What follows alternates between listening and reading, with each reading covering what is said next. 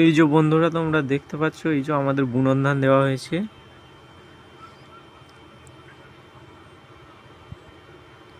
আকাশেও জল নেই একটুও, ডিবিসিতেও জল ছাড়েনি। ওই যে দূরে ডিবিসি কাটানো হচ্ছে, ডিবিসিতেও জল ছাড়েনি।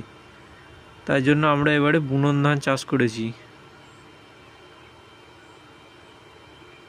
এই বুনন ধান উঠে গেলে ভাবছিলাম যে আলু চাষ করব, কিন্তু এই পরিস্থিতি যা করছে সরকার, আলু চাষ করা যাবে না। 1 বিঘে জমিতে কিছু না হলেও কম করেও 40,000 টাকা খরচ আছে আলুতে।